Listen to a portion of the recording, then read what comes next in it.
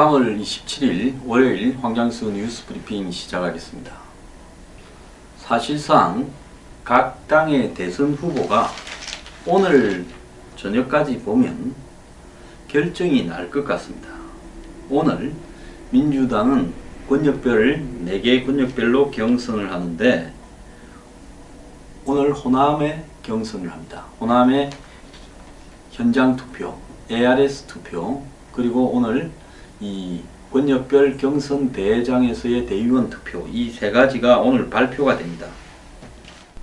오늘 발표에서 호남에서 문재인 후보가 50%가 넘으면 사실상 경선이 끝나고 50%가 되지 않거나 또 이하고의 결과 차이가 적으면 남은 지역을 다 열어봐야 되고 더 나아가서 실질적으로 이 결선 투표를 할 가능성도 좀 있다고 봐야 될 겁니다.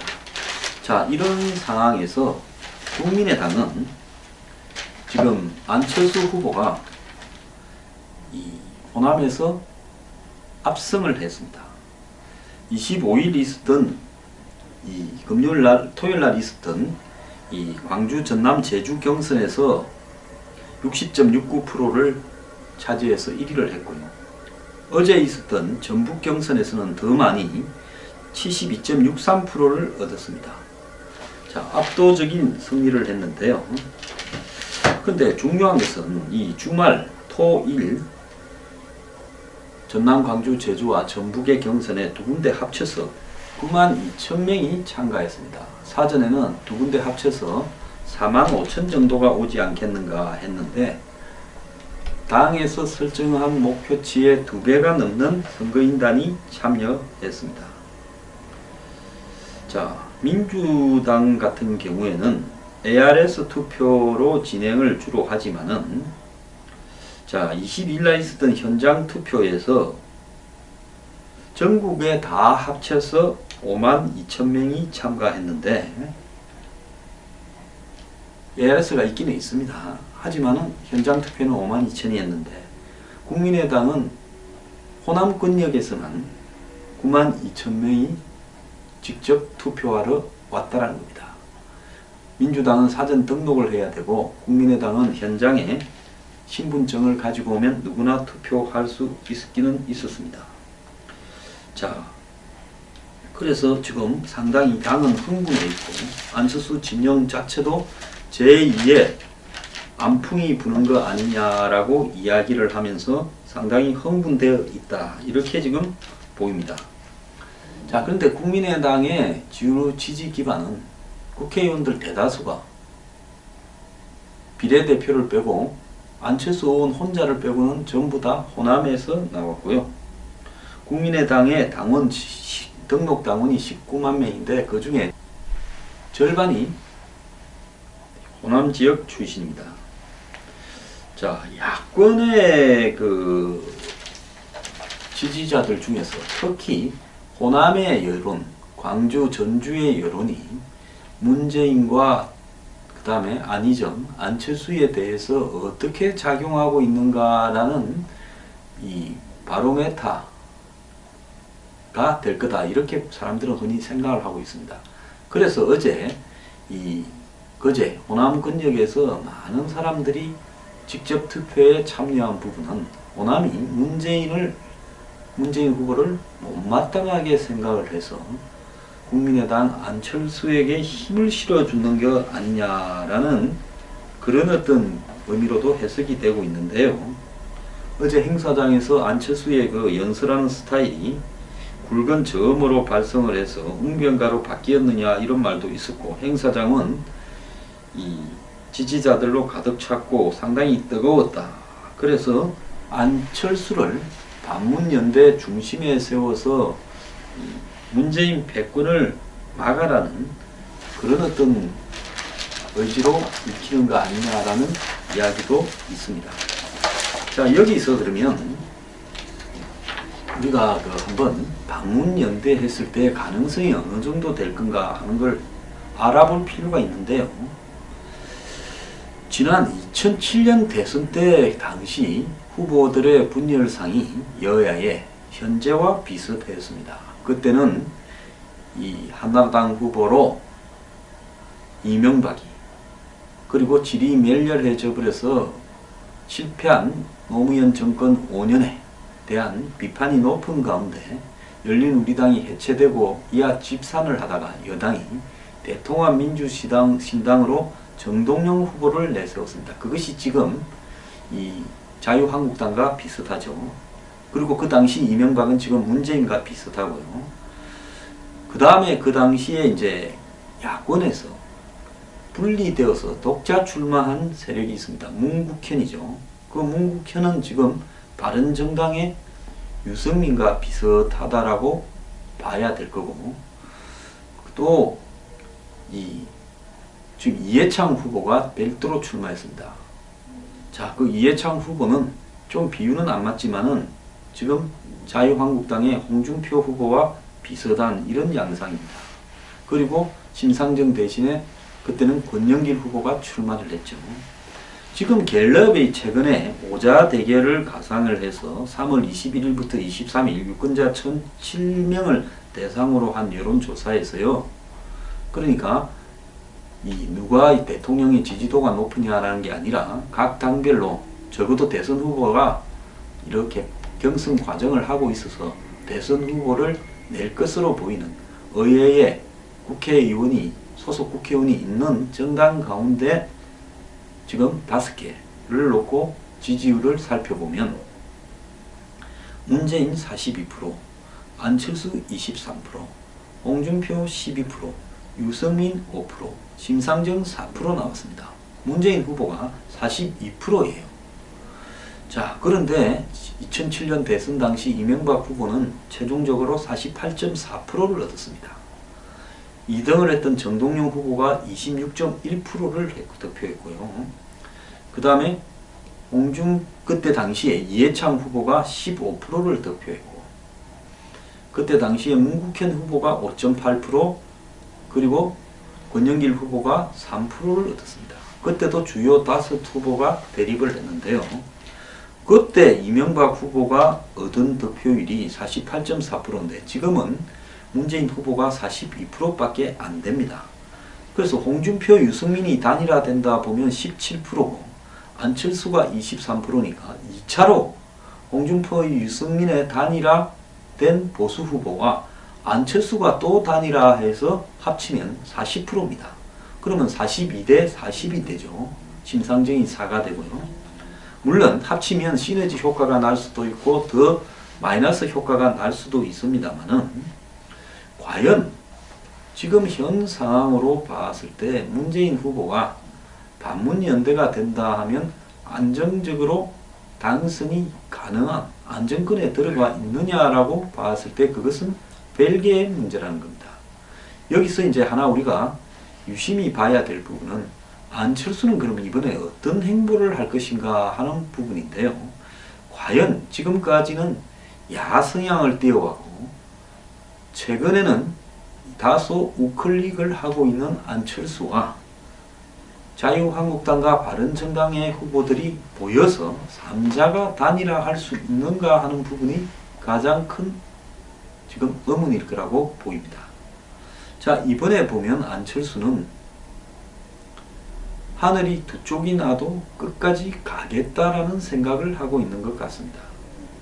그렇기 때문에 자신으로 단일화가 되지 않는다면 그런 과정이 자신이 이길 수 있는 가능성이 100%가 아니라고 생각한다면 단일화에 참여하지 않고 끝까지 뛰어서 2등을 하는 쪽을 선택할 가능성이 높다라고 저는 보고 있고요. 홍준표와 유승민은 안철수와의 단일화에 앞서서 1차로 먼저 단일화할 가능성이 높다고 저는 보고 있습니다.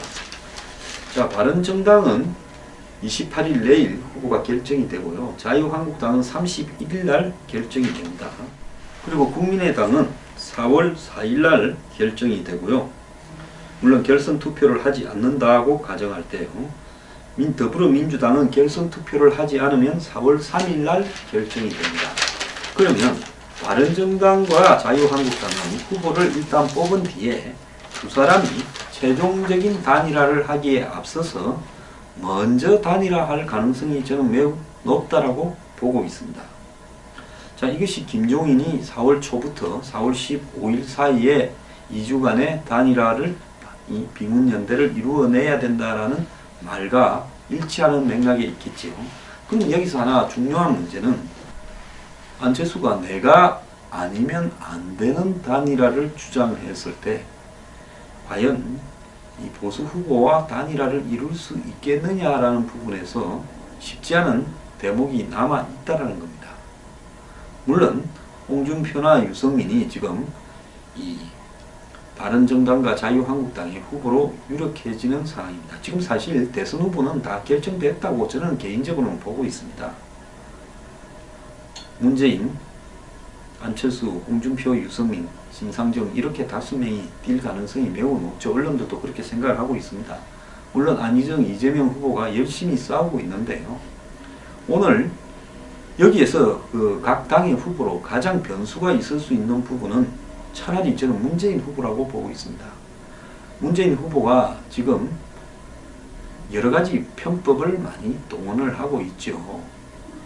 이 현장 투표한 내용이 밖으로 공개되기도 해서 문제가 됐고, 또 충청도 권역별로 이렇게 토론을 한다 해놓고는 방송 토론을 충북 청주에서 한번 하면서 충남 대전에는 중계가 되지 않게 해가지고 결국 어제 한번 충남 대전권에서 다시 한번 더 하는 이런 해프닝도 있었고, 더 나아가서 ARS 인정 그 번호를 이 위원장들이 이렇게 모으는 이런 일까지도 벌어졌습니다. 어쨌거나 지금 비문연대를 만들어내는 데 있어서 안철수 의원이 지금 기사회생하고 있는 이런 모양새, 그리고 안풍이 부는 이런 모양새는 결국은 전체적인 비문연대에 도움이 될 수도 있고, 또 다른 한 측면에서 봤을 때는 나로 단일화가 아니면 단일화에 응할 생각이 없다라는 그런 행태는 자유한국당과 바른정당의 반발을 불러와서 단일화가 안 되는 이런 양상도 벌어질 수 있다고 봅니다. 실제로 홍준표, 유승민 이 두 사람이 단일화를 하게 되면 합쳐서 17%가 아니라 지금 그 보수 지지층 가운데 적어도 현재의 17%의 2배 이상 되는 34에서 40까지 이르는 잠재적인 비판적 보수 지지층이 있다고 보고 있습니다. 그래서 자유한국당이나 바른정당의 지지를 표명하는 보수 지지층보다 훨씬 더 많은 크기의 보수 지지층들이 지금 지지를 유보하고 있습니다. 박근혜 대통령의 탄핵 사태로 인해서 보수의 실망을 느끼고 지금 빠져 있죠. 이런 사람들이 어느 정도 보수 지지로 다시 회귀하게 될 때는 안철수 의원에 대한 지지와 보수 후보 간의 지지가 제가 볼 때는 비슷하거나 오히려 보수 후보의 지지가 조금 보수 단일 후보의 지지가 높아질 상황도 벌어질 수 있습니다. 자, 이런 상황에서 안철수 의원은 자신이 비문 단일화에 이렇게 승리할 가능성이 없다, 내지 자기로 추대를 해주지 않는다면 아마 독자 후보로 이렇게 가닥을 잡아서 투표에서 2등을 하고 낙선하게 될 때 다음 차례는 자기한테 기회가 온다라고 보게 될 가능성이 매우 높다는 겁니다. 자, 이런 상황에서 과연 안 의원을 설득해낼 방법이 있겠는가? 저는 별로 없을 거라고 보고 있습니다. 자, 그렇다면 그럼에도 불구하고 비문 단일화를 해줄 수 있는 방법은 연정, 개헌, 임기 단축인데요. 이런 약속까지도 안철수 의원이 확실하게 할 것인가? 저는 쉽지 않을 수 있다라고 보고 있습니다. 자, 그렇게 봤을 때 결국은 이 비문 연대라는 부분은 되지 않을 가능성도 높다라는 겁니다. 그래서 안철수 의원의 지지가 높아지는 부분과 비문 연대 단일화가 되는 부분의 사이에는 꼭 비례하는 것은 아니다라는 이야기를 하고 싶습니다. 홍준표 후보는 우파 단일화가 필요하다 그러고, 유승민 의원은 선 한국당과 연대, 그리고 후 국민의당과 연대를 이야기하고 있습니다. 자, 여기에 이 김종인은 지금 홍석현 전 회장을 만났는데요. 홍 회장이 이 비문연대나 제3지대 단일화에 관심이 많더라라는 이야기도 하고 있습니다. 김종인 전 대표는 여의도에 사무실을 만들어서 문재인 후보가 본선에 나와도 최대 43%에 그칠 거다라고 이야기를 하면서 비문연대 단일화가 될 경우에는 이길 수 있다라는 이야기를 하고 있습니다. 문제는 안철수 의원이 단일화에 어떻게 임하는가 하는 부분에 따라서 바뀔 거라고, 지금 향배가 바뀔 거라고 생각을 하고 있습니다. 자, 경우에 따라서는요, 각 정파가 연대를 하지 않고 다 나가서 득표를 확인하자는 쪽으로 가버릴 가능성도 없지는 않습니다.